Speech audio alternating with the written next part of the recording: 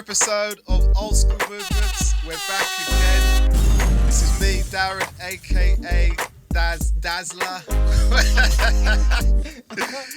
Entertainment enthusiast.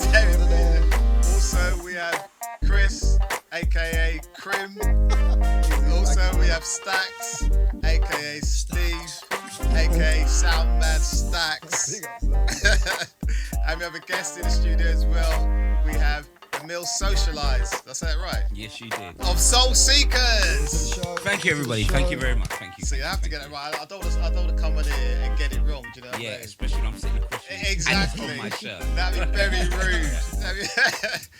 So yes, because today's episode, you know, we go back in time and we talk about old school stuff. I keep saying that, but I have to remind you, and any new listeners as well. And thank you for all the listeners that are listening all around the world so far. That's great, isn't it? It's good, man. It's mad how it spreads. Yeah, I love it. Like so tell your friend, and you tell your friend, and you tell your other friends, and all your friends can listen to Old School Movements. Because today's episode is all about trainers, sneakers. Why do they call them sneakers?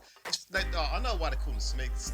It's because they didn't make a sound, because people wear shoes, so you sneak around. But why would you want to sneak around? The American word. Yeah. We've always known them as trainers. Trainers. Training them. There's newer words these days. I know, Creps, kicks, boogers. Yeah. You know, from back in the day. Yeah, boogers. Yeah. Yeah, I've got no idea where that came from. I don't know where that comes from. That's from the 80s. Yeah, exactly. Yeah. But I think they're always trainers to me. Always trainers, always going to be man. trainers. But when sneakers kind of thought, I don't want to sneak around. I want people to know I've got these on. What am I sneaking for? I've got the latest pair on. I ain't sneaking. You know?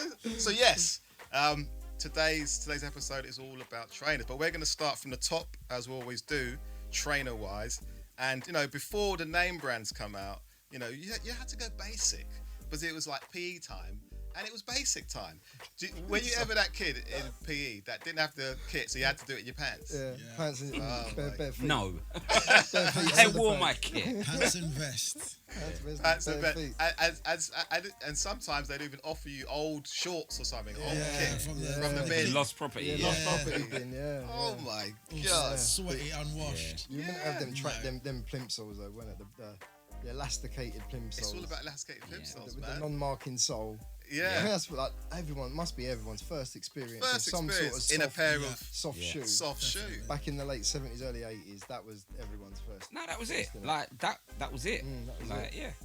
Just wearing The plimsoll. The plimsoll. It was. Or you had the Velcro strap. Yeah, plimsoll. but it was the black, as you say, the black plimsoll that you put on your feet, and like you say, it was light, with canvas with the stretchy bit. And Woolworth must have been killing it in those days. Because Woolworth was the place to get your plimsolls. And it wasn't even, I was just about to say budget trainers, but that was the price. There was no budget trainers. That was the trainer. Yeah, you went into Woolworths, you went into Dulce's, you went into Freeman, Hardy and Willis, and you bought these. That's all you could get. You went shopping with your mum, and your mum's like, it's PE, you went and got your kit, you got those. That was it. You weren't like, I don't feel selection. the aesthetic really appeals to my personality. Mum. Yeah. She's like, get them. And obviously, they doubled as corporate punishment like items as well. Yeah. Like, if you brought up in the West, if you brought up in a West Indian household, you got beat with it. Yeah, that was a beating. Because it had a non-marking sole. Exactly.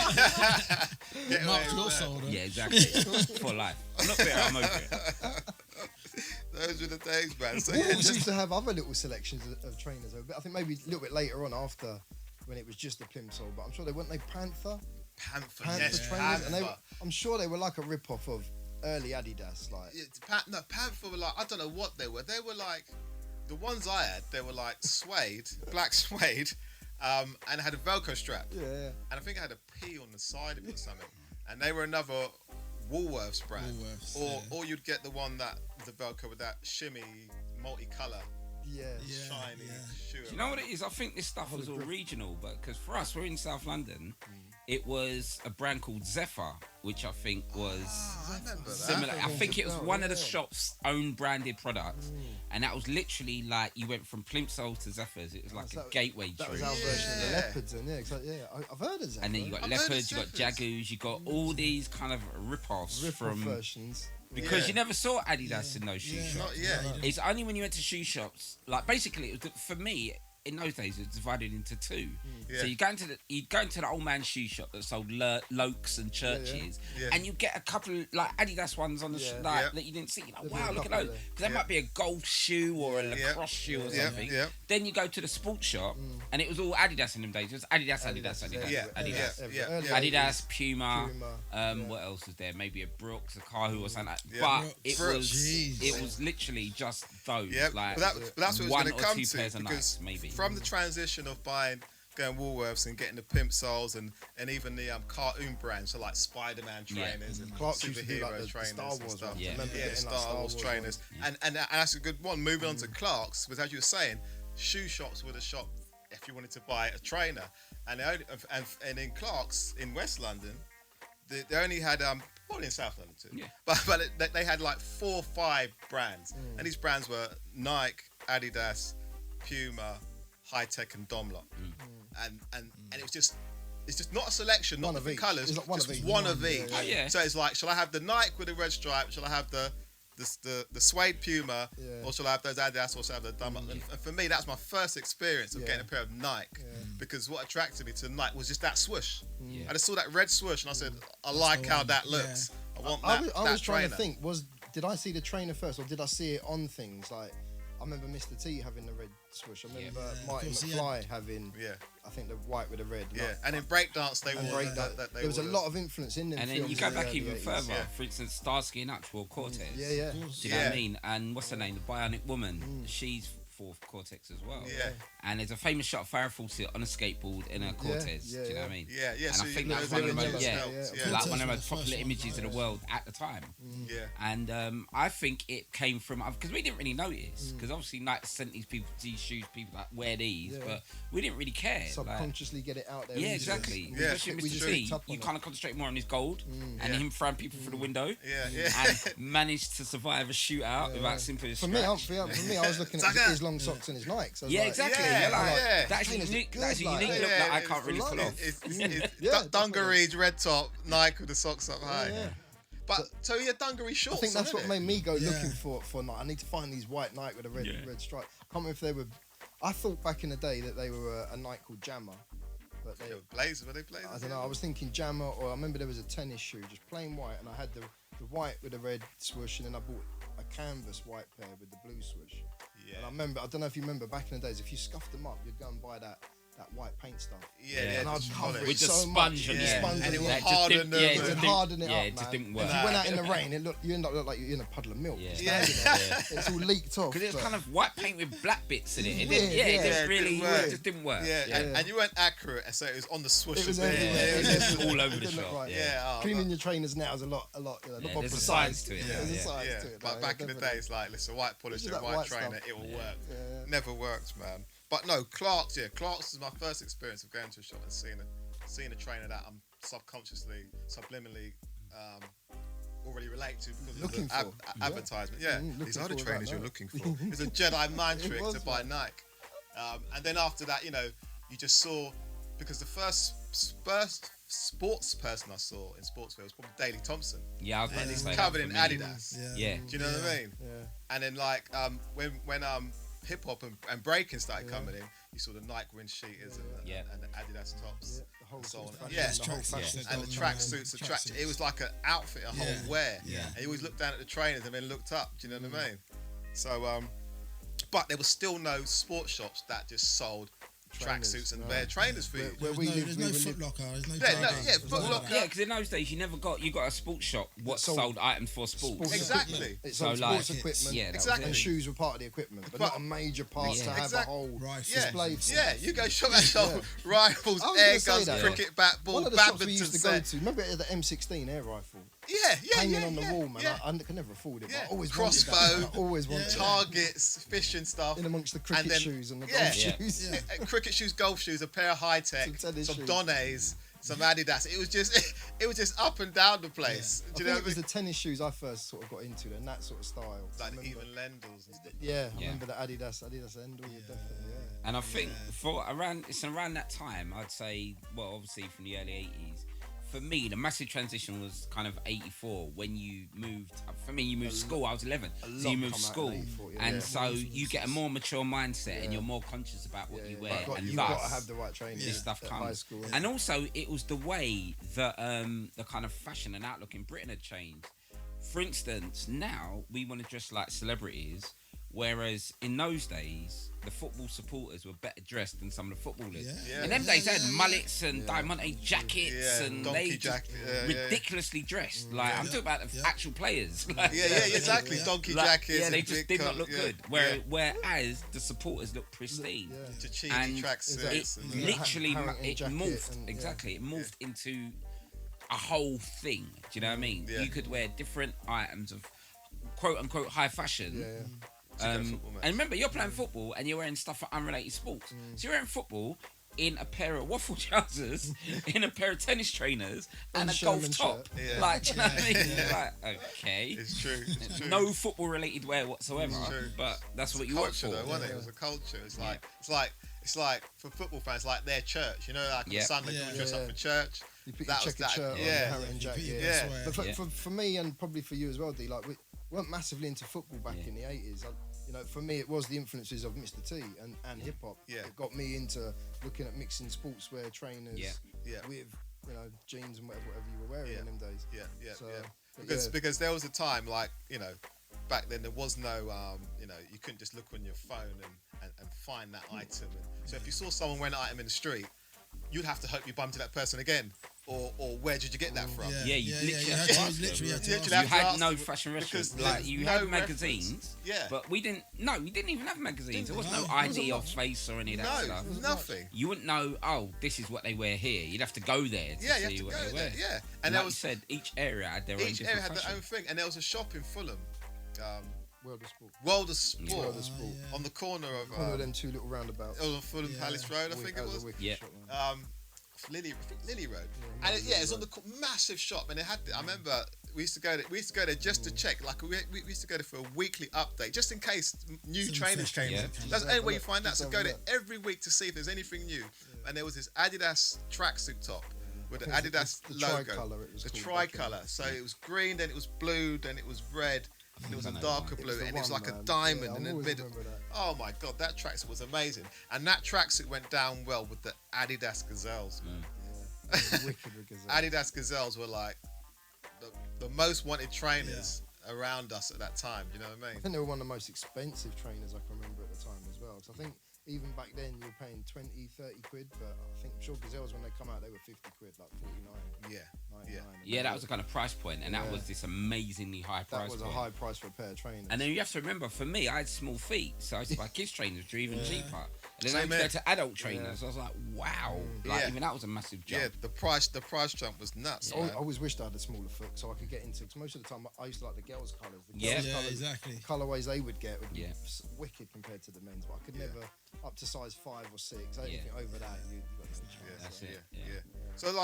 So speaking of the Adidas Gazelle, let's just stay on Adidas for a minute, man. You know, the German brand from Adidasler. You know, so one of the first brands to sponsor a sportsman. Jesse Owens ran in the Adidas back in the Olympics. That was the 1936 Olympics. So that was like one of the first, you know, people to get sponsored by a brand. And I said, then Daley Thompson, and then the whole world, you know. But my first attraction to Adidas was probably going into Clark's and seeing that selection, seeing the stripes and so on. But when Run DMC came involved with the whole My Adidas. It was that song. Because the Shell Toes, they're out for a while, but I wasn't that into them. Yeah. Well, no, actually, because what was going to happen was Adidas were actually going to retire that shoe because they're like, it's run its course. It's been out since the 60s. It started as a basketball shoe. Don't know about you, unpopular opinion, the most uncomfortable shoe I've ever worn in my life. It's like razor blades across your knuckles. It's ridiculous. Ridiculous. They're hard on the foot. You can't go on long. I've got about 3 pairs and they're in pristine condition. Have you got the Run DMC one? I don't actually. No, that's a pair I'd like to. No, I'd like to get those for nostalgia, but God, I'd never wear them. The things are just. No, I would never wear them. I just like to have them. Like I wore a pair once, and I remember limping bunions. It's terrible. It's that type of shoe, and I think that shoe. have to wear size bigger. Yeah, they're ridiculous. Yeah, the comfortability of that shoe. Do you know what I mean? But they look good. Right. And then, because what happened was, right, they were going to retire the shoe. Yeah. And then it was Russell Simmons that said, you know what? And he made a video of Run DMC talking about their Adidas. And they goes, right, we promoted this shoe everywhere. Everyone loves us. Give us £1 million, right? And he sent it to Adidas. And he sent it to this guy in LA. And he's like, well, okay. And he brought the heads of Adidas. And they sat him down with Russell Simmons. And they goes, right, we're going to do a concert at Madison Square Gardens. We're going to show you something. So they went to the concert. And they're all there in the VIP bit. And then Run DMC goes, anyone wearing Adidas, put Adidas in the air. And they had about 100,000 pairs of superstars in the air, waving them like this. And the people from Adidas were like, wow. Yeah. And that's what made them sign the deal. That's the first non-athletic endorsement deal ever.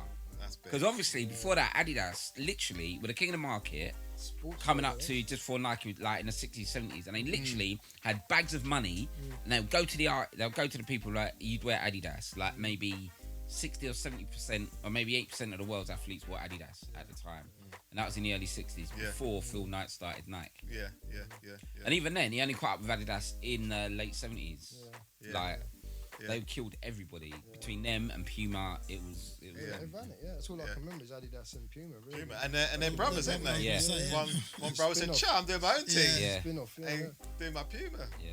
But the Puma really hit me mainly for the breaking days, the breakdancing days, like them flat the suede, the suede, the Clyde, sort of gazelle style, but the Puma version. I can't remember what they were now. And then Puma Street or something. And even for me, the bag. I don't know if you remember. There used to be a Puma bag, a holdall, but it had a separate zip at the bottom. Yes. That you could put separate things in. Yes. And that was for me. I had that, and when my one went old.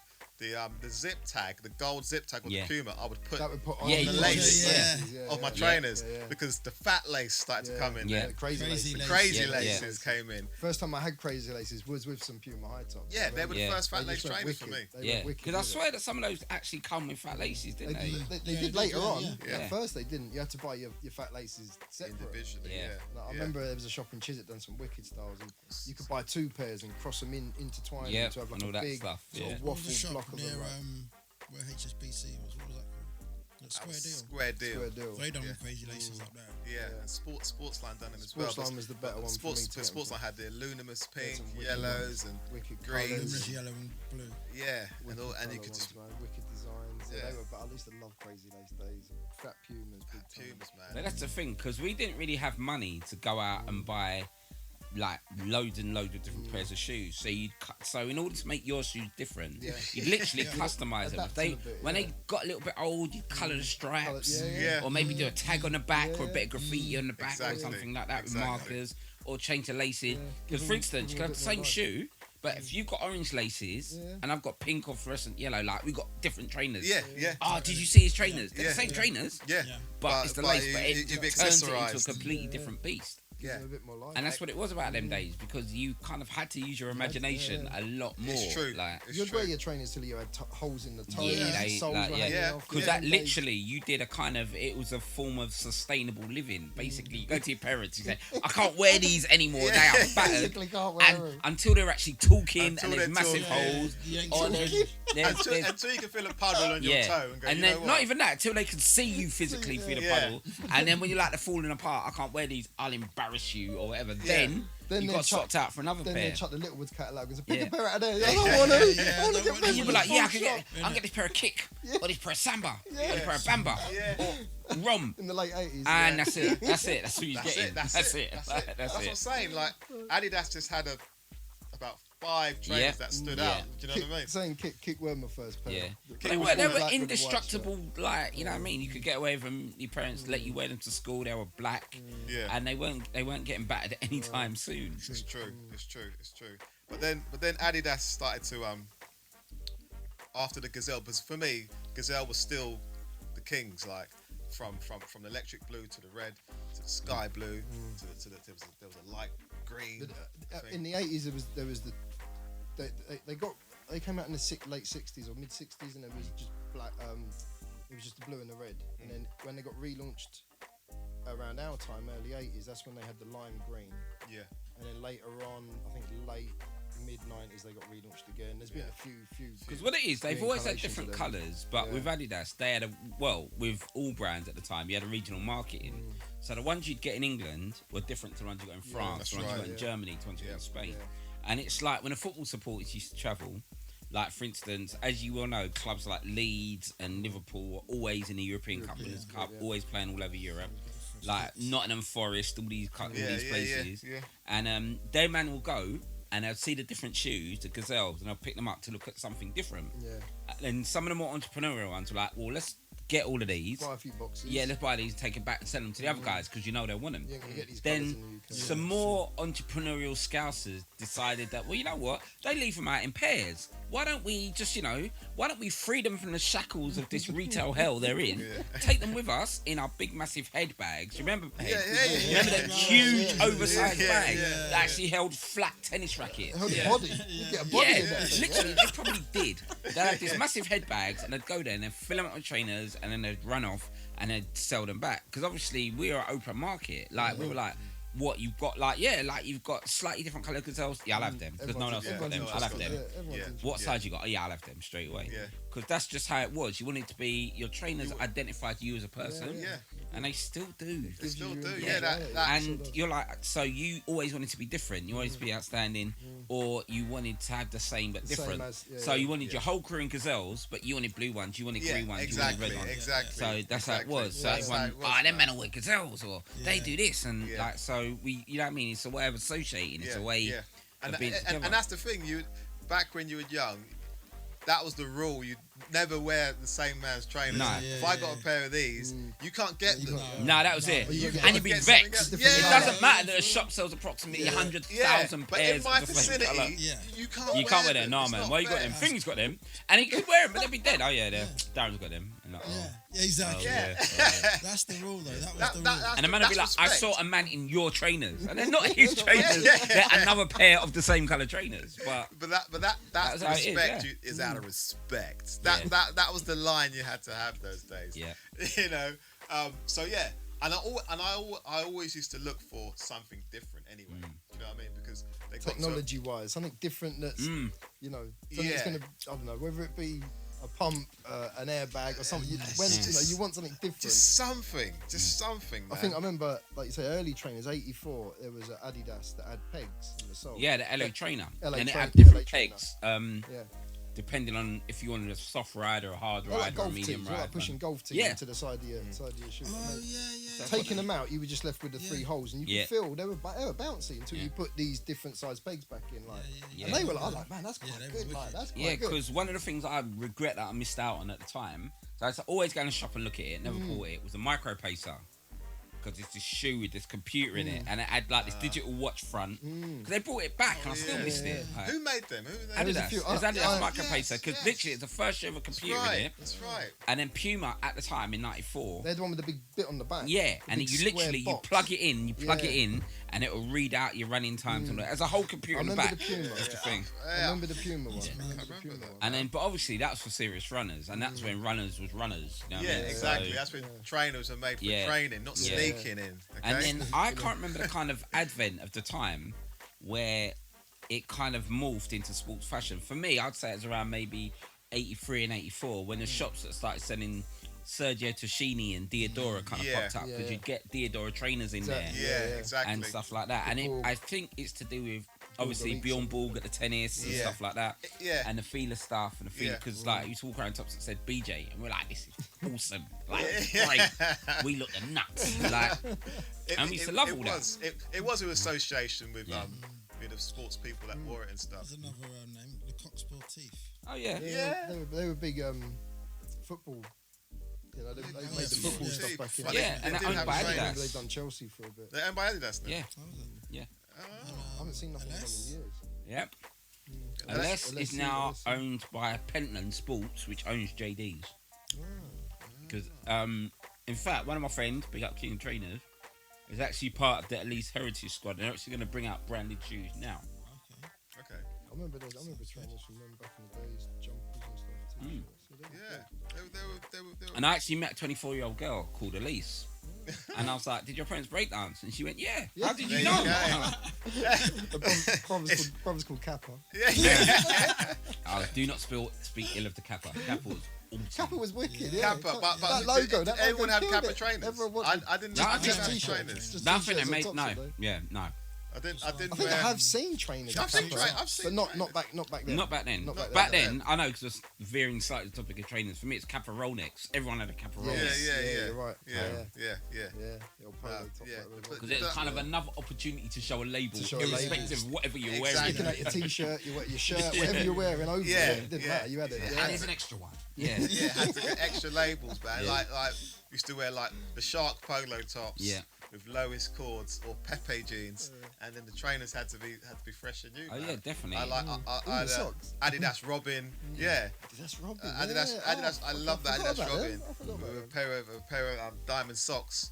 Yeah. And then when it got like near to the 90s and like the pin rolls got in, because the pin rolls showcased your whole foot. Yep. You had to have the trainer. Yeah. For me, I think the trainer, because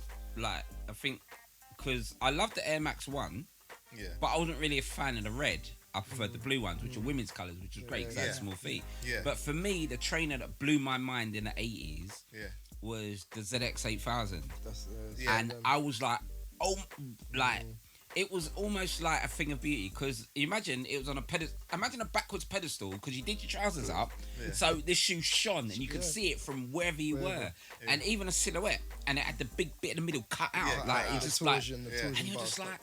Wow, and then you say to people, show me your torsion bar, and they'll be like, and it was like these shoes, and obviously, and it was down to the colour, because you didn't own any aqua yellow. It was the colour and all that kind of stuff. And they were. I never seen a shoe that colour. I never saw.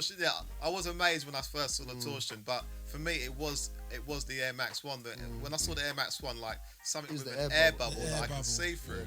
And when I looked into it, and I saw a documentary about how the idea behind the air bubble, but he looked through a glass building. Yeah, what it is, there's a building in France called the Pompidou. It's like an art and cultural gallery, and what it is, it's got all the workings on the outside, all the pipes, all the stuff, and he saw that, and he was like, well, what if I take the shoe that we got, because I think the Tailwind is the first shoe with air in it, hidden, and but it was hidden. And then some of the things used to blow out and used to return them. Like air got a really bad rap at the time. I think they've done alright with it in an Olympics though. Exactly. They saved it, and it was like the Air Max 1. And what he did, he cut out to show the technology. Because I think what the reps were like, well, how do they know what's in it?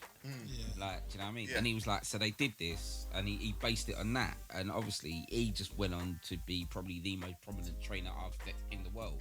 Designer. He just went on and on. Because for me, like the ZX were great. Like I remember that, like the blue torsions looked good, the light green ones, the 8000s, the 9000s. And there was so many the earlier ones, some ZX 500s and 800s. Yeah, there was a whole exhibition last year just on ZX trainers. And when you see the sheer amount, because I met the guy, and the two guys, Marcus Tarlow and Shaq Shazan, who worked for Adidas that designed, they were like, right, we want to design this range of running shoes. And they just churned all these designs out, and they wanted to be like, right, we want to be radical, we want to push technology.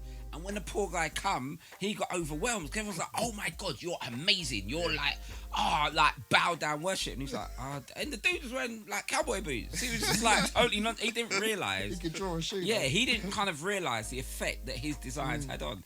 And he was at this gallery and it was packed. And everyone literally wanted to take pictures of him, and he was like, and you could see like he didn't understand. It was only when he actually broke it down, he was like, no, bruv, like you literally set the trend of certain people's like childhood lifestyle. And then the kind of ZX was a kind of like, for me as well, it was a kind of socially defining shoe, because like you said, you had the 500s, the 550s. Everybody could afford a pair of ZX trainers at some point, because like you had the 8000s, top of the range, but then you had the 550s, the 5000s, and like as long as you got a torsion bar, you got in. Exactly. Like as long as you put your feet up, you're missing the colour. That was it. But the blue ones, the 8000s, they were the top ones though. That you got a pair of them, I think. Of course he's got a pair of them. But of course he's got a pair of them. Ladies and gentlemen, we introduced Emil at the top of the show. Soul Seekers documentary that you've got out now. Congratulations, man. Thank you very much. Thank you. Great film. And great documentary. So you know, people saying this guy knows a lot about trainers. This guy knows a lot about behind the scenes. How do you know all this stuff? So just tell us why did you decide to make a because I made it because obviously around. Imagine you just go around, you buy trainers, innit? You just buy trainers. Even, right, let's go back to the 80s. You had a pair of trainers, like you said. And what happened? You go to your mum, you'd be like, my trainers are dead, I need new trainers. Then, obviously, around 88, 89, I started working so I could afford my own trainers. So I was like, what's really important? Trainers. So you'd go out and you'd be like, I want to get those. Remember, we didn't really have instant gratification. We had a lot of delayed gratification. So you'd see them in the shop, you're like, I like those. Then you'd come back next week and be like, then you'd be like, 3 weeks payday, I can go and get them. Oh, you go in the shop, still got my size, I'm coming back from you now and the guy in the shop's like, get out. You're like, no. Them days when you try them on. You're not buying them that You're not buying them, but you're trying them on. Yeah. And you're like, okay, because you're like, these are mine. You haven't bought them yet, but you're like, I'm going to buy those. So what it is, you buy them and you covet them and you wear them. You probably beat them to death and then the new ones come out and you're like, right. Because to be honest, sometimes what we used to do is we'd sometimes go back and be like, oh, this thread's hanging off. Can I have a new pair? Or like, I remember we were growing, so I'd be like, oh yeah, can I have a new pair of these? So they're like, but these are size 6 and those are size 7. And I'm like, yeah, I know, but yeah. And, so I didn't have loads of trainers, but I always had the latest trainers. So I had about 2 pairs of trainers, but I always had the latest pairs. Latest ones. So you're doing that, and then what happened was you keep going, you buy trainers, and when I was younger, I used to go to America a lot. And there's a whole cultural difference between the UK and America as to what kind of trainers they like. Anything basketball, they're on it. You've seen the kind of trainers they wear, and you're like, and even us, because around the time of the early 90s when the fashion started to change, we couldn't wear basketball shoes anymore. We used to roll up our trainers, the bigger the shoes were better. Like we used to wear Ewins, for instance. Huge, because Ewins were like a size 7 on the inside and a size 9 on the outside. They were huge. They were. And we used to like all the different colours. And remember, and also it was quite a good testament. Because we all remember the brand. It wasn't a Nike, it wasn't an Adidas. He literally set up his own shoe brand. And he brought it over there, and we took to it immediately. We took to it. It was like a thing, Adidas, Nike, Ewing. Like you could, that's right. It was almost in a path. That's right. There's so many trainers that passed in and out that time. Like Champion, you had the Pony NFLs. NFLs were wicked. You had Avia. You talk about Avia, they had like a super high top. I remember them. Was it the 80s? Avia 80s? I remember having them, and I remember having the smaller shoe version and another version that were like day glow yellow. I don't know why. That's what I mean, because Louis Vuitton Virgil Abloh based his Louis Vuitton 850 on the it's the Avia 850 with a Louis Vuitton logo in it, and he's quote unquote, I was gonna do the quote, he's quote unquote paying homage. You're like, no, bro, you just ripped the shoe off. It looks exactly the same. But no, Avia again. Avia and what else? That was another Public Enemy influence. When I saw Public Enemy wearing, and then that was it. And then all the girls in Salt and Pepper, they wore the Reebok Exo Fits and workouts and all that. They just cornered the market with the fitness. They sold. They smashed it. I think they sold something like what it is in the early 80s. Sybil Shepherd wore them to the Grammys, not the Grammys, either the Emmy Awards or something. I remember she was big in Moonlighting and all that. She's one of the biggest actresses on the planet. She wore them, and I think they shifted 50 million units that year. They shifted millions of units of that shoe, and they just called it the $55.99. Because that's how much it was in America. And that's what I mean about the price points. Like if you had £60, $60, you could get a pair of trainers in those days. Half decent pair of trainers. Like $69.99 was a thing for a very, very long time. You're like, that was that was the price bracket. No matter like what kind of trainers, like kangaroos come in and come out. Kangaroos, with little pocket, put your little pound coin. Meant to be for your locker key, but. I know during school days that got used for plenty of other things. Locker keys, man. Sneakers. They should be sneakers. They were sneaky. They're sneakers. You can sneak some shit. And that's the thing. We like the ruse. And that's the thing, because even when you go back, we look at like what I called earlier gateway trainers. Because you remember you went from the plimp soles to the brand items that look like running shoes to an actual like a name brand. I'm saying a name brand. It could have been a Dunlop Green Flash. It could have been a High-Tech Silver Shadow or a Gola, or Paris Tunis was one that someone brought up to me the other day.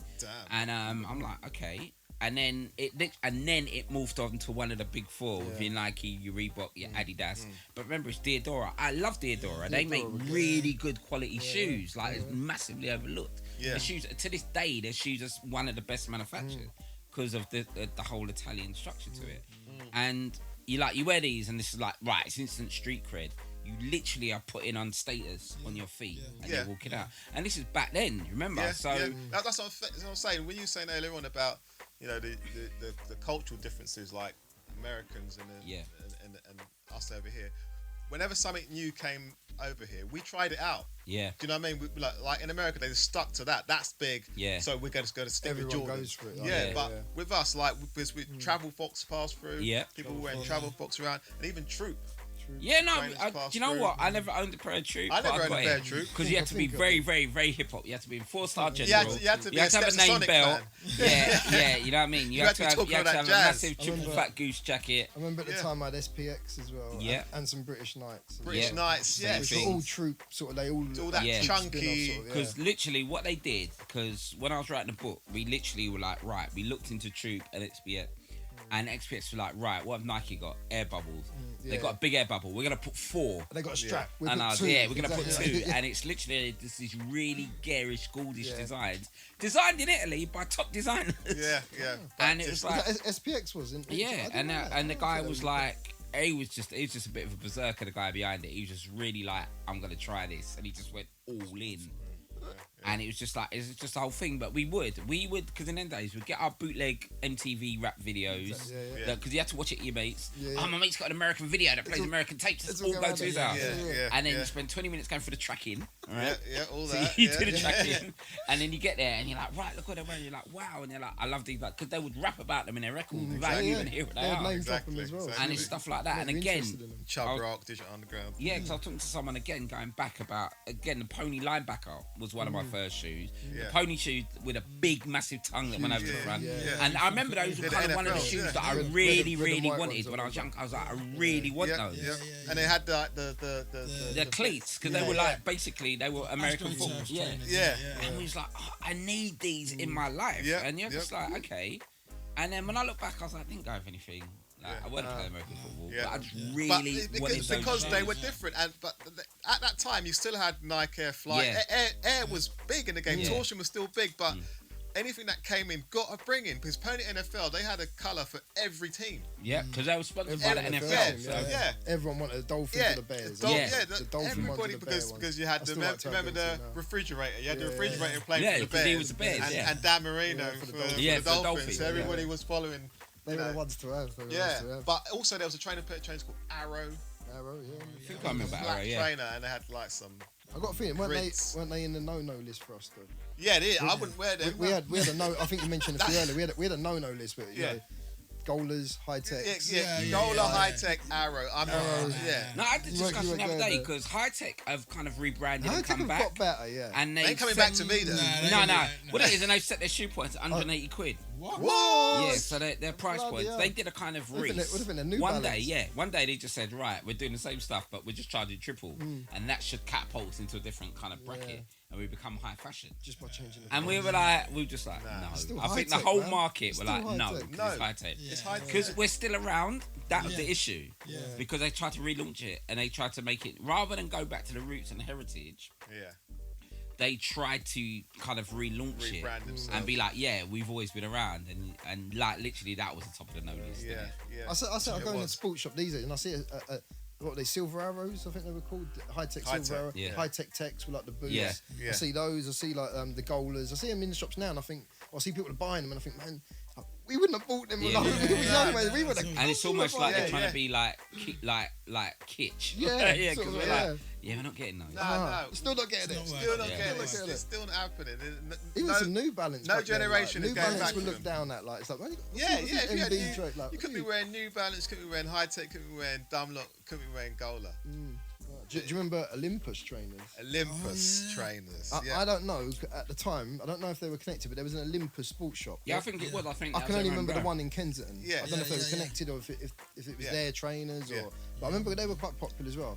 And that exactly, because Olympus Sport was probably the first sports shop that started to evolve in being a sports shop now. So I'm starting to see more trainers and tracksuits, and there's no air rifles. There's no crossbows. There's no boxing gloves. It's one of my first sports fashion things. Yeah, that's when the Olympus was where I bought my first ZX 8000s and my first Jordan 5s that came out in 1990.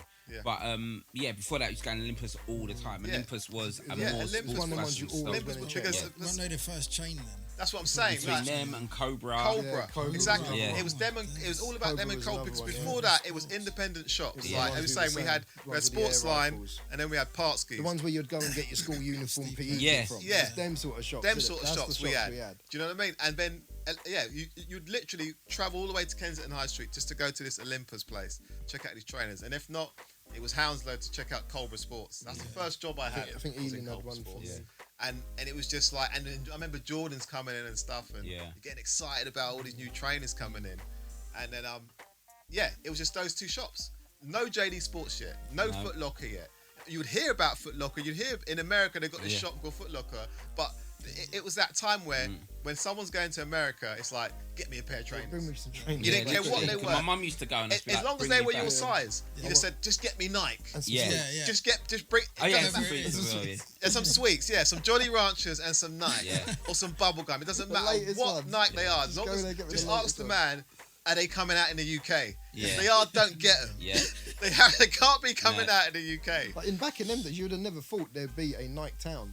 No way. Them Adidas stores. No, not at all. Because there wasn't. There just wasn't. And that was not even a thought. Didn't even think that would be coming. Let alone having JD Sports. But the way how JD Sports smashed everybody out the park was their bags. It's like, damn, you get a bag of a drawstring. You can use that again. It's kind of multi-purpose, multi-usable. You get a bag with your trainers. And then maybe you look at it, because that might have been because we'd already had that culture. Because remember, you had Benetton bags, remember? That didn't really make sense. Because this but we were with bags. Do you remember a thing called a just in case? It's like a gun holster. Yes. It's like shoulder holster. Is that what they're actually called? Just in case. The little black leather. That's the West London thing. We never had names for them.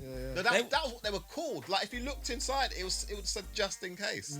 Wow. We never called them that either. Today I am 0 years old. I didn't know that. It was just a gun holster. And we're like, wow, they look great. I'll go great in my click suit. I'm getting that. And you're like, I know.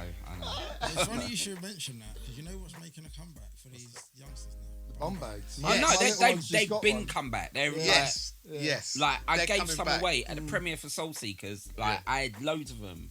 Because they're called festival bags now, and they used to call them fanny bag. But it literally was from fanny to bum to festival. Yeah, exactly. But for us, at the time that was a thing. Like that you put your Walkman in it. Everything went in there. Your 70p travel card, your Wham bar, everything went in that thing. Texan. Because there was a time, must have been 88 or something, and me and Chris used to always, we were like the Crockett and Tubbs of our high street, and we always used to go to Concept Man, buy chinos and stuff. But when we discovered the whole trainers and tracksuit thing, we bought the same Nike wind sheeter tracksuit, but in different colours. So you had the blue one, I had the black one, and then we had the Adidas bum bags. I had the black and purple, you had the blue and green. We'd pop down the high street like, this is us. No, but that was the thing. In our wind sheet. I don't know what trainers we had on though. I could have been, I can't remember. And you have to remember that Garage DJ Carl Tough Enough Brown wore that fashion probably till maybe 3 or 4 years ago. He had a shell suit. In them days, he had a shell suit. I remember watching Breaking. I'm like, I want one of those. The Nike wind jump. I want one. I want one. I didn't have a shell suit, but I had that wind sheet. I had to have one. Wind sheeter was the grey, the blue, whichever colour actually, man. It was too much. And you like, just and them same trainers that he wore. What were they? Air Force Ones that he used to wear with the strap at the top, the canvas ones. It's the same trainers the man does his shoe size in Terminator 1 when he's in a department store. Oh no, they're Vandals. They are Nike Vandals. That's Nike Vandals. And I wanted when those because they've been Terminator, because they're the same trainers in breakdance. I want to get them, but I never got them. And then in England, I remember seeing a pair and they were silver, bright, and I was like, one day I'm coming back for them. Silver, and I think they had a rainbow strap. And when you saw it, really odd. But I was like, what them? The black Vandals the man was wearing, Reese put on in Terminator. Yeah. That's some good marketing. And they've actually brought them back out, and they were called the Air Vandal Reese. Like, were they? Yeah. because that's what. Because in those days, what they did, they went for a phase of bringing trainers back that actually had a purpose, that actually triggered a memory kind of thing. Now they're just kind of marketing stories they made up, but then they were like, When I say then, I mean like 2010, 2011, 2012. But that's the thing. The association of trainers with movies and sports personalities that really took off for me, like to want trainers more and stick to a brand, because I stuck to Nike because they never failed. They kept on delivering for me. Like after Nike Air Max 1 came out, and then the sequel's always better. There were sequel trainers, then different colours, and then there were leather, then it was a small swoosh, and then the second one's come out, and the third one come out, and each one come out just kept on being impressive. Yeah, no, they went through. You know, and one of the trainers that I really did like from Nike was, not a lot of people remember them, was the Air Walker Max. I remember the Air Walker Max, because you know what they said? They said, I'm still down, but I'm more mature than you. Right, that's what Air Walker Max. The full leather sort of. Yeah, because they were like, because I know some that wore them that kind of as their smart trainers. If they had to go somewhere with their mum or something, they wanted to wear they would wear Air, because not everyone had them. I remember those. But they never reissued them. Well, I don't know what happened. Why haven't? Do you know what? I think that was more of a cultural thing in the terms that I don't think they sold in the massive numbers, and it was a silent hit. Like you wore it, like a man looking at me like because he knows that you probably got church. Or you maybe go to a wedding or something. I remember. Literally. I got a girl wearing a pair of Air Walker Max. She had the women's ones on, I had the men's, and we're at some like disco or whatever. And we looked at our trainers, both realised we had the trainers on, and that was the beeline. Mate, I love their trainers. They were good. Air Walker Max, and they never failed me. And then I got the Jordan 4s, those exact ones you got on now, Mill. Like, I'm wearing Jordan 4s. They're my favourite Jordans. I was going to talk about them later. I always wanted a when I saw Do the Right Thing. That's how I first saw Jordan. Well, yeah, because that shoe was the star of the film. Yeah, because he wore other films. It's funny because Mookie actually wore one of my other favourite trainers. He wore in there was the Air Trainer 3s in a medicine ball colour.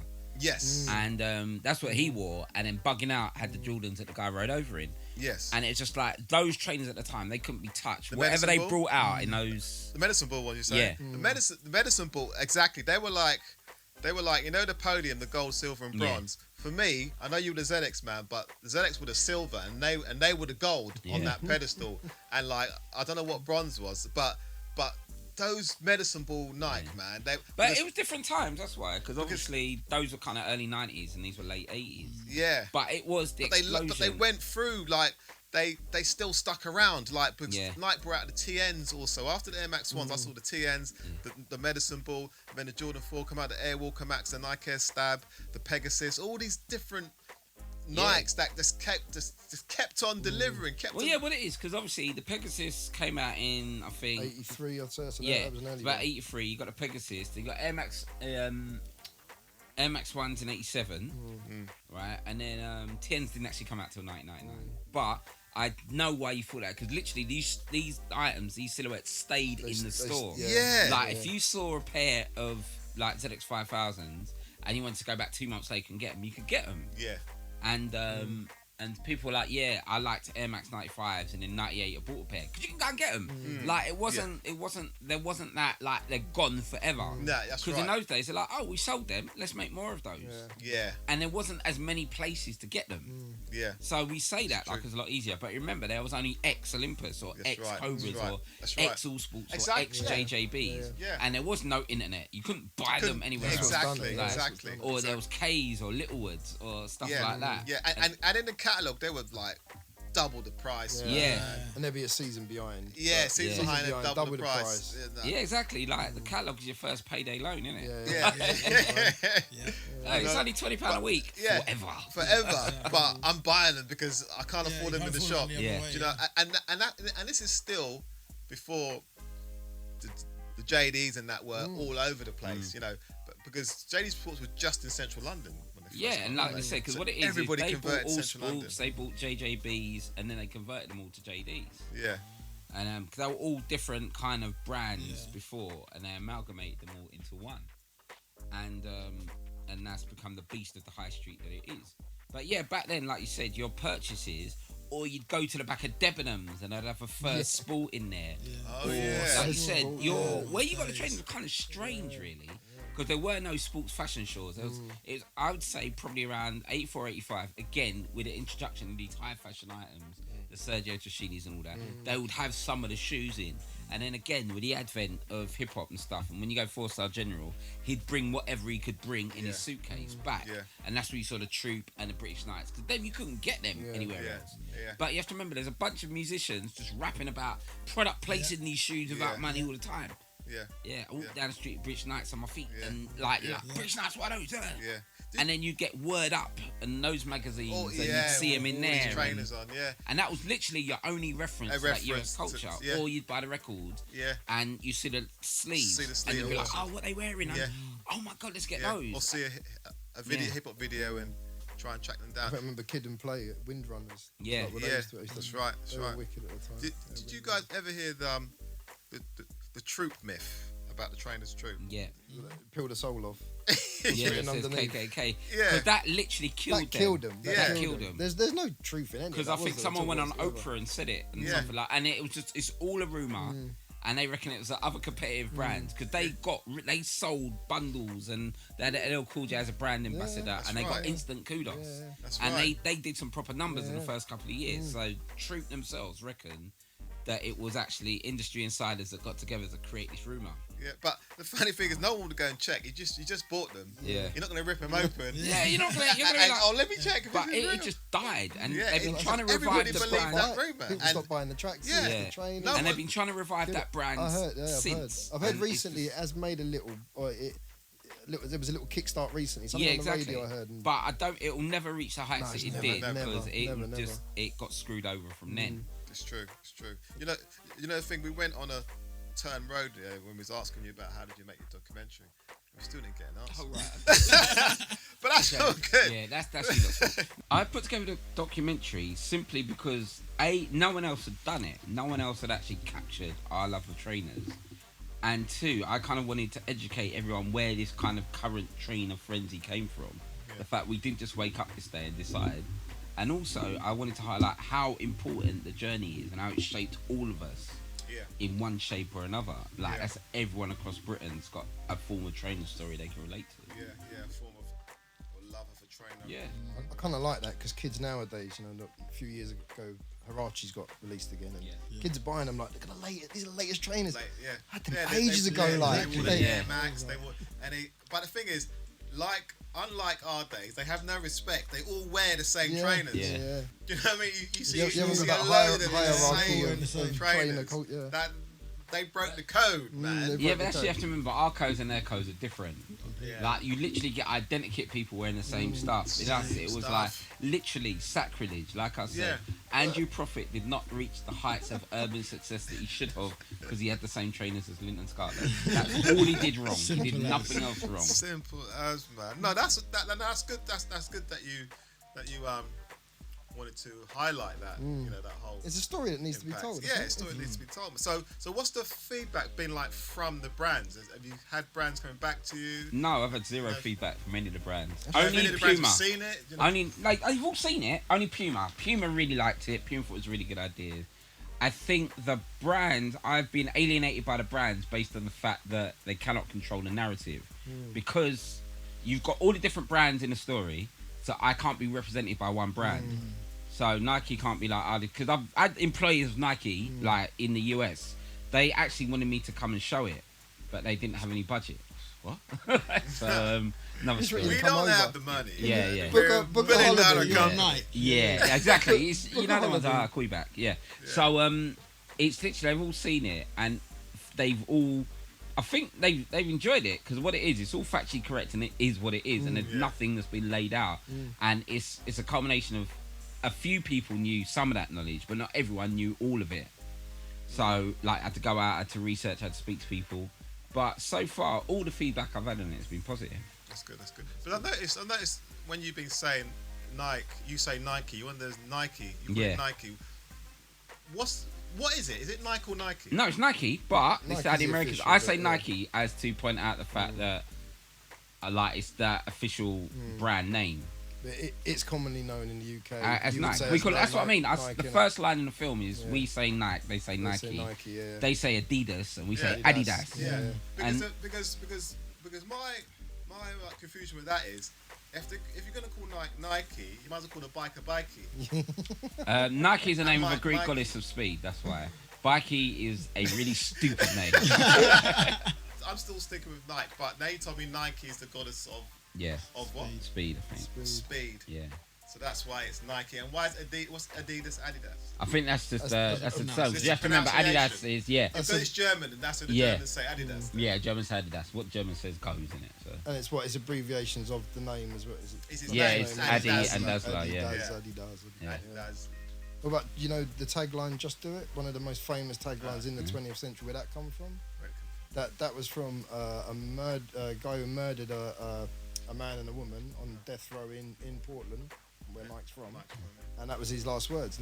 Actually, his last words were, "Well, let's do it."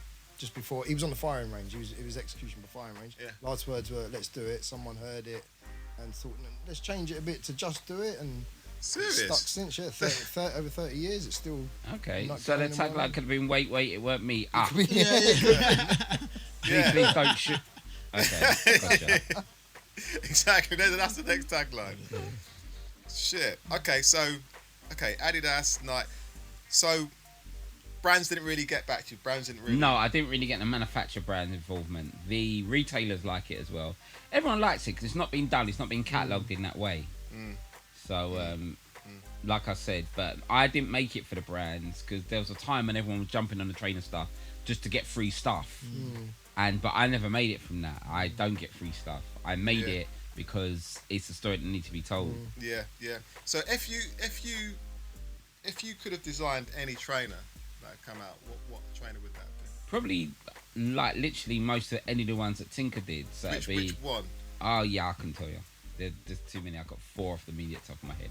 Okay, choose one from that 4. Okay. It's probably, as a Marvel, it's between the ZX8000. Of course it is. And the Air Max 1s, between those two. Yeah, of course. That's And if you could bring back any trainer that's not been re-released, what would it be? The Reebok CTX ERS. That is the white. They came in white and lime green, and they had the ERS system. Blue in it? You got a blue colour. You got one with white and blue in it. Yeah. And they were the system that had the ERS bubbles in it, the energy return system, and they kind of had the bubble that stuck out the back, halfway out the back, and they were big, kind of really blocky, like really statement shoes. I think if Reebok brought those out, they'd have a big seller on their hands. What about you, Chris? If there's any trainers that could bring... Most of the ones I like, they've all come back, man. They're still back. The Gazelles, the Air Force Ones. I want Airwalker Max back, man. I think they may have come back. I think they came back in the I would have seen them, man. But that's what I mean. They were, because they were so niche. So niche. Because you couldn't even buy. You had to go to like a sports shop to get them. Yeah. Because I remember though, not many people know them, but it's like everyone but no one knew. Yeah. If you knew about trainers, you knew about Airwalker Max. Because like I said, they really smart. There was one I think around the same time. I think it was called the Vortex. It had like reflective material underneath the suede, and then they pierced through the suede. Nike. Nike Vortex. I'm sure they were Vortex. Okay. And there was another one, Air Epic. They had the reflective material. I remember the Air Epic. White, blue, gold ticks, and they had like the reflective material. Probably get them bought back if they're not. Yeah, because when I was at college, I knew a girl that worked part-time in a sports shop, and then she used to get the catalogues and have all these shoes. Because like in the UK, they could order about maybe 3 pairs out the catalogue. But they had all the shoes from all the American brands, like Airbounds, Air Flights. And you're like, oh, these are amazing. I want these. These are like... There's loads we never saw. And then half of them were nice because you couldn't get them, and half of them were nice because they were nice. And it was just like... Some of them, you just look at them. You knew you were never going to get them. Yeah. I remember Air Stab were quite popular, but I didn't like them too much. No, They had Air Stab written on them, which I didn't like too much, but they had like them zigzags through the bubble. I love an air stab. I wanted everyone to see the bubble. Like, no, I love an air stab. I went to America and I remember I bought a all leather pair and I beat them to death because basically it was a transition when they didn't come back in the UK. But they came back in America. I want those. I want 3 pairs of those. And I wore them to death. That's the only thing I resent. Just not wearing. I wore them to death. But that's how we were, innit? Once we had those exclusive ones, man. I remember having an all white Air Max 1 before they'd come out in the UK, and they were dirt cheap as well in America. They were like, I don't know, $60. Yeah, I remember I had those. You know what I mean? Coming back to the UK in those, I felt. Yeah, because I think I bought back because I went back and I bought back 2 or 3 pairs because they had the white and they had the gum sole as well. Yeah, the gum sole. Yeah. And I even gave those to charity the other day. The drive that Kish Cash did, I put those in because I loved those shoes. Yeah.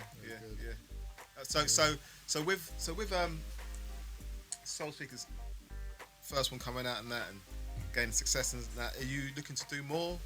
Well, yeah, there's a whole series. There's lots and lots of stuff planned around it. There's a book that's coming out as well. Yeah. And there's some other stuff which I can't talk about yet, but there is a whole set of legacy items based on Soul Seekers that are coming out that are not to do with the culture, that are to do with fashion, that are to do with art. Yeah. There's just lots because it's such a broad subject that one film can't encapture what it is. Soul Seekers as a concept is something that we're all part of.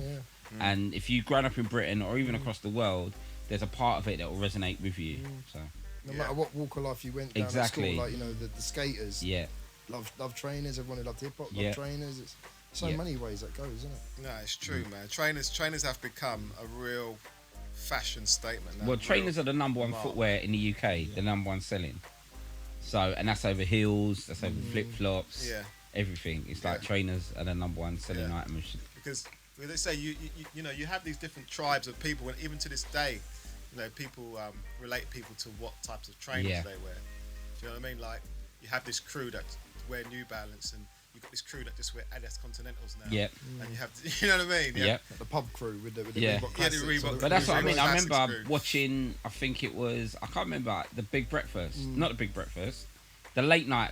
Johnny Vaughan, and he was like the Reebok Classic. Is the ultimate pub shoe. I think that's where I got that. Yeah, and it was literally like I'd never heard anyone talk about a trainer on mainstream television in a cultural aspect before. Yeah. And I won't go into the Reebok Classic because it's something I think that changed the shape of Britain in a sense of it's a shoe that gave you kudos, gave you status, was dirt cheap, and it looked really clean, and it became a real breakout fashion statement to the point where it just got overused like your Burberry cap. Like, do you know what I mean? Yeah. It got associated with chaviness, but it was a groundbreaking shoe. It's a shoe that crossed musical genres. You can go to a rock concert or go to a garage rave or go to a jungle rave in Reebok Classic. Yeah. And you could wear the latest Nikes or the Reebok Classic and you still be viewed with the same status. Yeah. Because by then it was how you looked, not so much what you spent. Yeah. But what was funny about Reebok coming out, they seemed like they came out like late after the Adidas and Reebok. But they were actually founded in like 1958. Well, the guy that founded in England. In England, Bolton. But think about it, earlier when we were saying about our first experience with trainers, I never remember seeing Reebok. No. Well, no, what happened around the early 80s, like, because J.W. Foster, they bought Reebok. Well, Pentland, the company that owns JD's, bought Reebok for £500,000 and sold it 20 years later for 500 million. Sold it to Adidas, didn't they? Yeah. Yeah. They sold it for 500 million because they literally, that's what they just grew the brand massively. Because what happened in the 80s, the early 80s, right? Reebok, what they did was they listened to the culture at the time, and in the early 80s in America, the culture was aerobics. No one was catering. No one was doing that, and then Reebok made aerobic shoes for women, and they sold through the wazoo. Like they were the biggest manufacturer. I think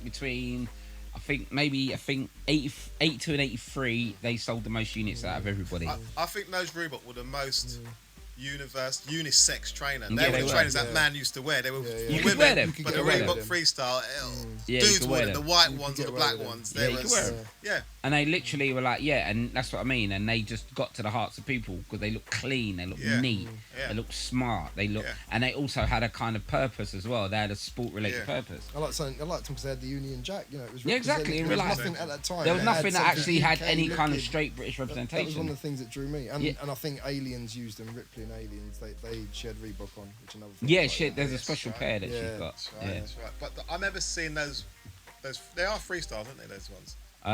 Yeah. Fitness or Reebok Fitness. I'm thinking soft toe front. Yeah. I remember seeing them in like a light toffee colour. They look there. No, because they had a colour for everybody. Remember, you can get the whole rainbow. I think it's the kind of thing emulated. Because I know a trainer that we kind of, I think it's the early 90s as opposed to the late 80s. Again, without me going around the houses. Remember the Fila FX1000, the moon boots? Did you guys ever wear those? They're a cross between the kind of classics and the Nike Vandals. They're a high-top basketball boot. With the suede. With the velvet, they're the ones that were killing it in the 90s. Yeah. Everybody wore them. I had navy blue. You got everyone navy blue had a still. pair. Everyone had a pair. Everybody had them. They went good with Chippy. Yeah, they went good with Chippy. They were the type of trainers that you still had a pair of Nike Air somewhere or torsion somewhere. They just fitted in into that. Do you know what I mean? Because they were like 40 quid when they come out. They were cheap. And they worked. As soon as they come out, they weren't the trainers that you saved for. You could get them. Yeah. Do you know what I mean? But you know, it's the same thing with the Reeboks. Like they were that price point. They were £35. So you could literally upgrade your outfit every week for every single social occasion without it breaking the bank. And they were good little fillers. And as you say, Reebok would come in with little fillers like Hexalite and the pumps pumps and that's so much different ranges of Reeboks, man. The workouts, the fitness, and so on. But for me, Nike Air Max 1 that's my ultimate trainer. If I was to wear a trainer for the rest of my life, it would probably be Nike Air Max 1. Okay. What would yours be, Chris? Probably Air Max 1s. What's your Stacks? Might have to be either 90s, Air Max 90s. I do like a 90, but I've got a love-hate relationship with the 90s. Because they look amazing, but when you wear them more than twice, they just look battered. They just look really beat up immediately. Immediately. Train that I wear for the rest of my life, it will be a mix between the Air Max 1 and the ZX. No, not even the ZX. You couldn't wear them. You couldn't. Because they shape. That's the thing. They used to go out of shape. Adidas go out of shape quicker than any other. No, mine is still in shape, but it's just. Foot, they go out of shape. Nike keep me in shape. But it was just a statement shoe because you can't play that shoe down, the ZX 8000. No. Even if you've got a white pair or a plain black pair, they wouldn't fit in. They would make a statement. Yeah. Whereas an Air Max, you've got a white leather Air Max 1 or even a black leather Air Max 1, it will flow. You know what I mean? It's more of a subtler statement. Yeah. Even with a big window in it, it's still more of a subtler statement. Yeah. And so, it'd probably be either the Air Max 1 or I think for an everyday, it'd be the Air Max 1. It'd be the Air Max 1, man. 3-1. Air Max are just, they're comfortable. I've got them on. We've all got Air Max on today. Do you own a pair of the Back to the Future knives? No, I don't. I wanted to. I went on eBay like everyone else did, and I bid the auction. And like Tiny Temper got a pair for 25 grand. And someone else. So did. you was ready to pay them?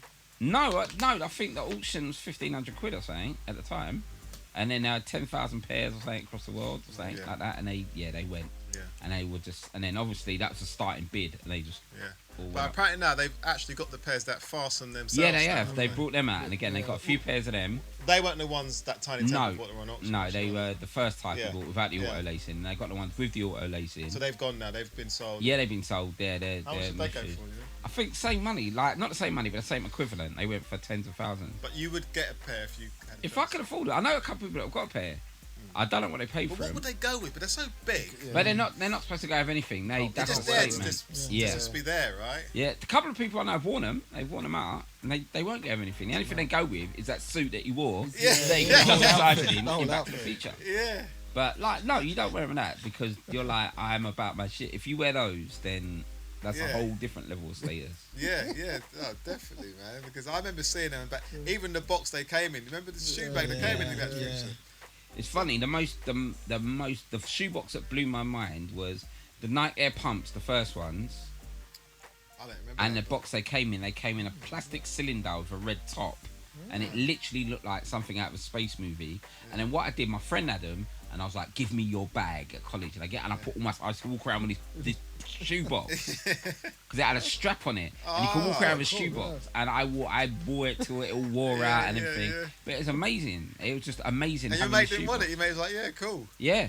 Because they just wore the trainers. She had the trainers, right? Yeah. Right, you know what I mean? One of my best shoe boxes was a pair of Adidas. It was probably only about maybe 15 to 20 years ago. I can't remember what they were, but they had a gearbox in them. And they came with a CD, a key that you plugged in the side, so you could adjust the tension.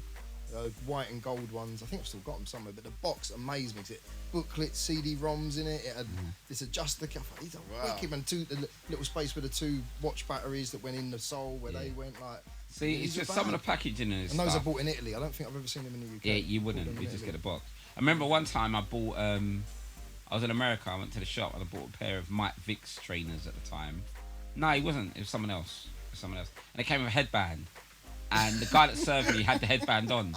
And he's like, "Here's your trainers." I was like, "Give me my headband." And he's like, and I go, "Not that one. Go and get me a fresh one. I want my headband." Because I was English, he thought he could just take the piss. Like, I was like, "Give me my headband." But it's like, again, it's just such. When you think back, and I think going back to the film again, and back to the collections, it's not so much the size of your collection, it's what it means to you. And the biggest thing about the film is the nostalgic hints. I remember I wanted some money to promote the film, and I met this guy, really nice guy, and he was like, "All right, cool, we'll watch the film." And he sat there and he watched the film with me. And every 2 seconds he's like, "Oh my God, you remember this?" And blah, blah, blah. And I'm like, "Yeah, bro, but just watch the film, innit? Watch the film. And he's like, and he literally talked all the way through the film because it fired so many things that meant to him. And he was so happy about it. He goes, "I liked it." And I was like, you watch it, bro. You need to watch it again. Yeah, watch it again. But that's good, though. No, it was. It's the best. It was the best kind of feedback. It was funny, though, because obviously I was like, shot myself in the foot. But it was just the fact that he could just relate to it all. And he started to show me other things. Do you remember this? Do you remember that? Yeah. And it's like everyone's got a part of their story, a part of themselves, a part of their growing up like in there. If you was growing up buying trainers in the late 80s, 90s, there are so many stories to be told. told. The biggest selling demographic of shoes, right, that the brands or the manufacturers won't tell you, is between 36 and 45. We are the biggest consumers of trainers in the UK. I can see that. Because remember, not only do we buy them for us, we're the ones buying them for our kids. Because we're not fighting our kids saying you can't have them. We're like, you know what it means to them. No, you want these ones. Yeah, you want them. Like, you're not wearing them. Put them down. You're wearing these. Again, as we keep saying in every episode, we are the guinea pig generation. If it weren't for us liking this new craze of trainers, kids today wouldn't be wearing this new craze of trainers. Do you know what I mean? And remember, they're wearing Balenciaga trainers, which are basically Huarache bottoms with socks. Yeah, exactly. Yeah. And you got to imagine what kind of coke-fueled marketing needed with that. I'll tell you what, cut the shoe in half, put a sock in it, 600 quid. You know what I mean? It's true. It's so true, man. But and they're selling out the wazoo. You can't even buy them again. At that price. But back in our day, there was trainers that you could afford, trainers you couldn't afford, trainers you could just about afford, but still everybody looked right. You know? You could be wearing clothes that are a year old, but if your trainers were a day old, that made your whole outfit look supreme. Yeah. Do you know what I mean? Wear them to school, you know, wear them when you go out. But the thing is, sometimes I didn't tell people I was getting trainers. I would just check your mate and find out when they notice you've got the trainers on. You know what I mean? Go your mates out. If you tell your mate you're getting trainers, he might get there before you. Or I'm coming. Yeah, you got these, and you're like, "No, bro." You know when your mate puts you off them because they want them. Nah, don't look good on you, man. Nah. You got. I used to go by myself and just turn up. Like there used to be a chip shop around the area, and or a sweet shop, and you just stand there and play the game. And you have your trainers on, and you know your mates are coming in soon. He's got any minute now. Your trainers. Yeah. I can't. Right, where you get? Yeah, I'll talk to you in a minute. Yeah, I know you love my trainers. Put me on. Yeah. And that's how it went. You got mad respect because you were wearing those trainers. And as we were saying about the code was so good your mate thought about buying them, but he goes, you know what, I know the code. Yeah, and it sent him on his own journey of discovery. And then the worst thing is, you couldn't buy a trainer. You have to have a story as to why he bought these. Yeah, these are the blue ones from, or the red ones from, or when we went to X. They just come out here. Again, and what it is literally instantaneous symbols of status and immediately obtainable trophies. Instant gratification straight away. You had new trainers, you're nice. I'm pissed off. What's wrong? I got these new trainers. Ta-da. Yeah, exactly. To this day, buy me trainers. I'm your best friend. Exactly. But the best experience of getting trainers for me is when you're not looking for them and you see them. The discovery. I think, to be fair, that's the part that's lost about today is the discovery. Yeah. Right. There's nothing better than going in a shop and seeing a pair of trainers you've not seen before and you like them immediately. And you try them on, you're like, these are awesome. And you go back and you're like, and it's the feeling, the kind of mini euphoria you get. One thing that's got me up, the new, well, it's not new now, but how slightly Adidas changed their logo. You know, growing up, they got various. It's the leaf, but now it's just those three stripes. You don't see the leaf as much. You don't see the leaf as much. I like the leaf. Like trefoil. I'm still looking for like a sweatshirt with the leaf on the back. I think they should keep the leaf. That I'm not sure about. Like they go through stages. Do you know what I mean? Because there's one point when they were when Lecoq Sportif was part of Adidas, you got both the logos together, for instance, stuff like that. But I don't know, because they lost the copyright trade. They lost the copyright thing the other to say that they can't have the three stripes. It's currently in appeal. They're trying to say that's not a recognisable trademark when really it is. But so like serrated stripes is the way it's that's the name of the logos. I would have thought that. But that's that. It just like you said, it's something that we all know little bits about. It means so much to us all. I remember trying to draw that, practicing drawing. You do, you draw and you try and draw the thing, and we draw because that's the thing. Like your parents never did it. We drew logos. You try and draw the Kappa one. You try and do the Lacoste. I remember trying to sew a Lacoste one. I remember trying to sew a Kappa one. Do you remember the fake prints you could iron on? Yeah. So you could buy them. No, we lived in South London. We didn't have those guys.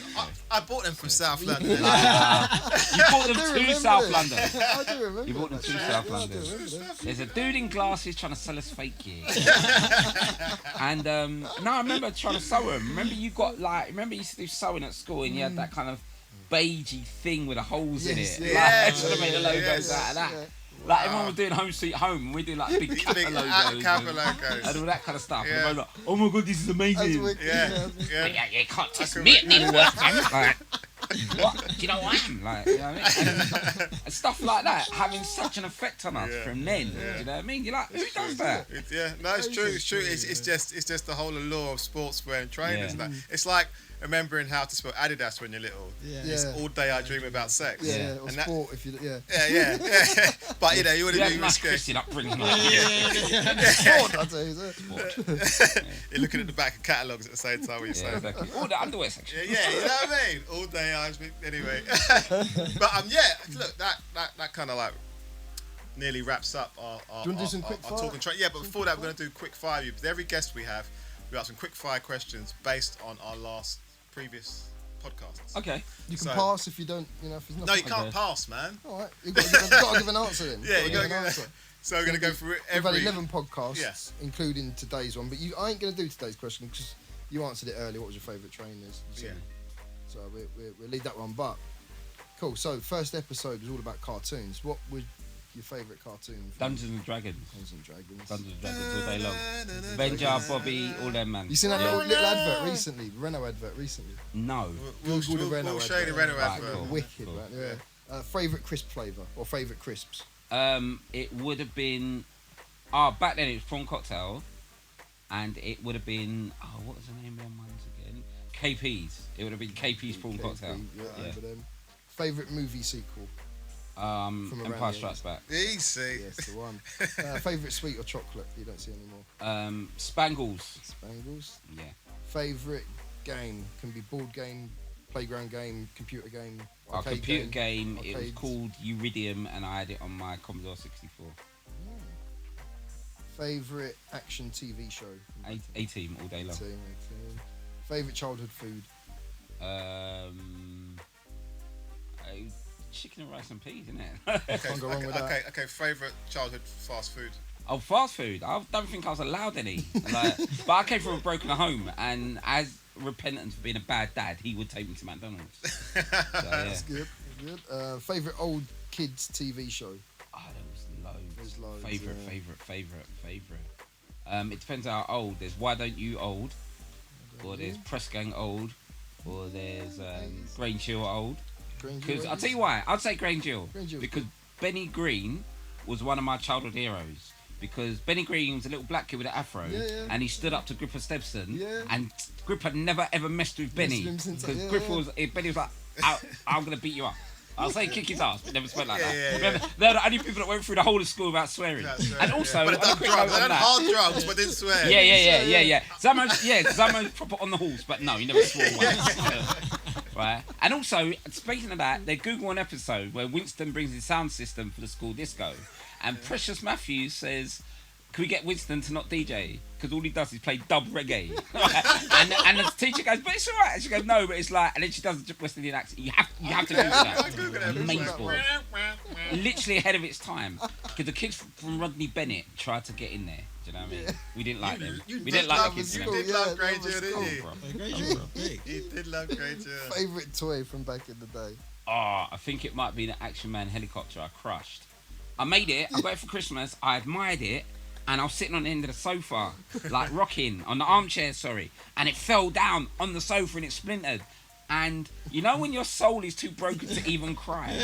And I just looked at it and I think I stared at it, rocking back and forwards. And I was like, no one ever knew the pain that felt. We've all had those those losses, man. Action Man's helicopter. Action Man, I was only interested in his helicopter. What, the full-size Action Man? Yeah, not his chopper. Not his chopper. His copter. Excuse me, my mum wore pants and the pants had a belt. Yeah, exactly. Blue ones, Exactly. None says asexual like panted belts. Belted pants, sorry. Blue pants. One last question. 80s pop music, singer, band, song. It depends. If we're talking being down and real, I've got to say like Grandmaster Minnie Mel and the Furious 5, White Lines. But if we're being real, we're talking like Go West, Catch a Goo Goo, talking all of that stuff. Shine, but I think bit of level 42 if you want to get funky. That's a good range. That's a good range. That's a good range. Yeah, let's not front. That's all we heard. Hey, mate. Down in the midst of Duran Duran's, it's all good. Yeah. Mel, thank you for coming in, man. Thank you very much, guys. Thank you. It's been really interesting, man. It's a great subject.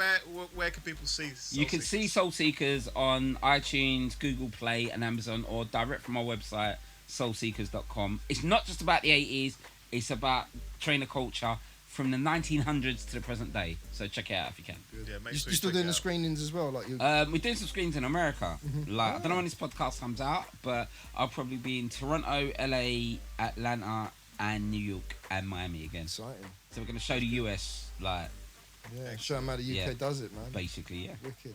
All the best of luck with that, man. Thank you. All the best of luck. You're more than welcome to come back. We'll probably do a trainers or footwear part 2. You could talk for ages about training. No, but then we can get in the clothes that we could talk about, like chippy and shoving you on and knocks onto everything. There's so much we can go through. Yeah. Stacks, you had a good session. Yeah, man. Good reminiscing. You've been quiet in this I have, one, man. you know why? Because I don't know if his mic's working yet. That's number one. Is it working now? Yeah, and number 2, I've been just Googling all the times you lot are saying trainer names. I've just been Googling them and just... We need a screen somewhere, so whenever you do that, we can see, oh yeah, that's the one he's on about, yeah. I'll set that for next time. I think I'm going to do that. Daz the Dazzler's out. Chris out. Stacks, I'm out. And Emil was out too. Till next time. Peace.